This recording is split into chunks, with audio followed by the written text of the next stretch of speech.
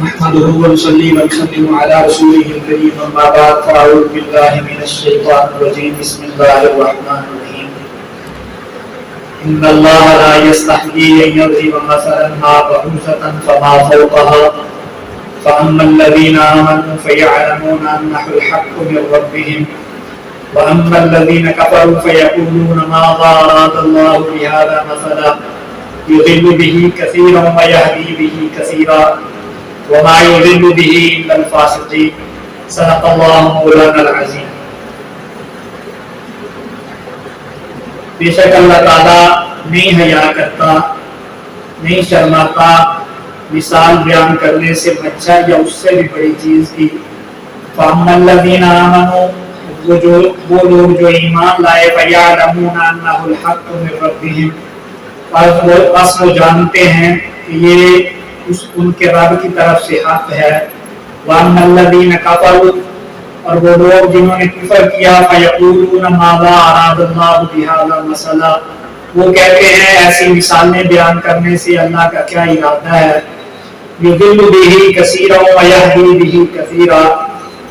اللہ ایسی مثالیں بیان کر کے بہت سے لوگوں کو گمراہ کرتا ہے۔ وَيَهْدِي بِهِ كَثِيرًا اور بہت سے لوگوں کو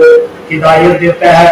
وَمَا يُضِلُّ بِهِ إِلَّا الْفَاسِقِينَ اور اس سے گمراہ ہوتے ہیں صرف فاسق لوگ ہی۔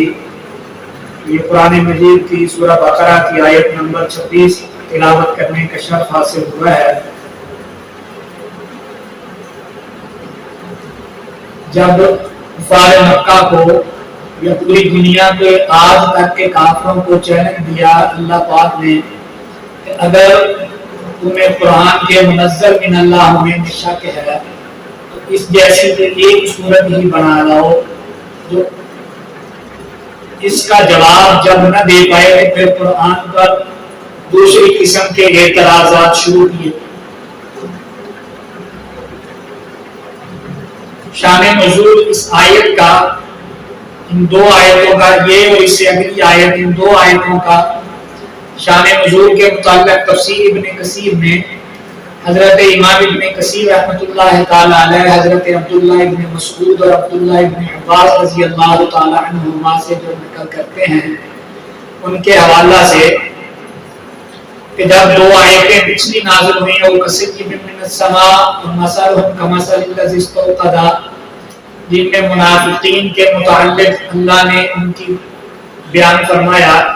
تو اس پر منافقین نے اور یہود مدینہ نے اعتراض کیا کہ اللہ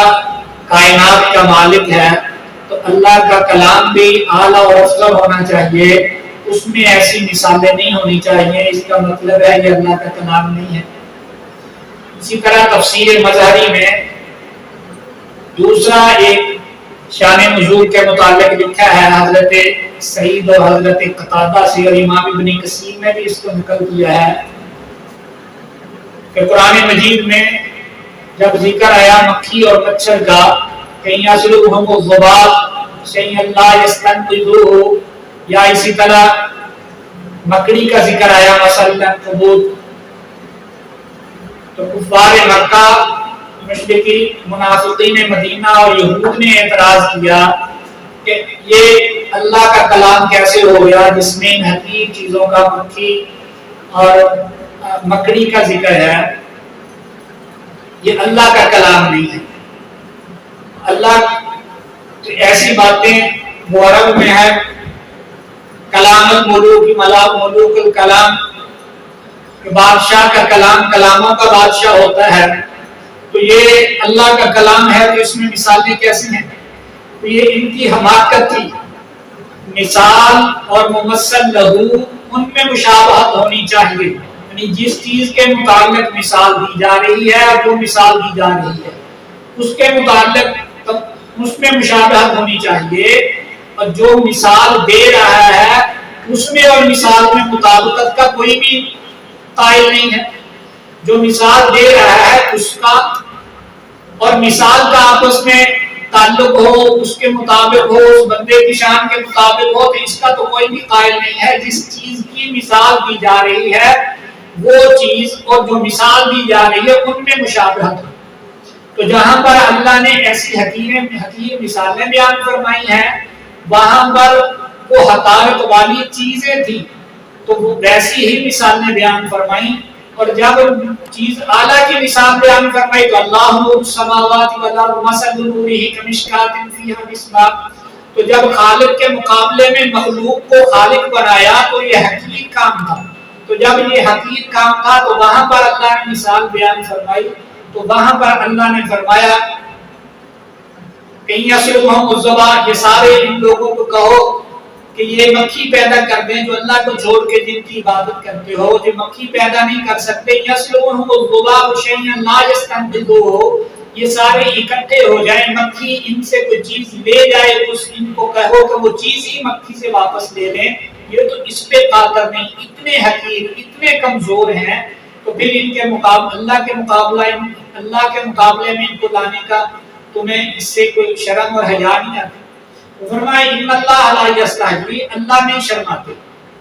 تو حضرت قاضی ثناء اللہ پانی پتی تفسیر مظہری والے انہوں نے لکھا ہے کہ حیا کہتے کس کو؟ حیا کہتے ہیں کبھی فعل پر، برے فعل پر نفس کی شرمندگی کو، تو اس پر بندے کو شرمندگی ہو کسی برے فعل پر، اور اللہ ان چیزوں سے پاک ہے، منزہ ہے، پھر اللہ نے اپنی طرف حیا کی نسبت کیوں کی؟ فرمایا اس لیے کی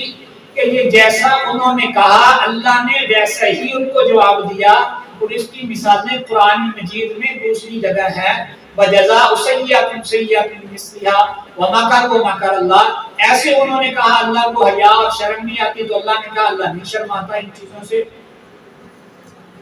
یا ترک فعل کے لیے، جب کسی چیز کی بندہ کسی چیز سے شرم کرتا ہے، کسی کبھی فعل پر اس کو حیا آتی ہے تو اس کو چھوڑ دیتا ہے، تو ترک کے فعل کا یہاں پر تذکرہ ہے۔ اللہ سمجھنے عمل کی توفیق عطا فرمائے۔ وما علینا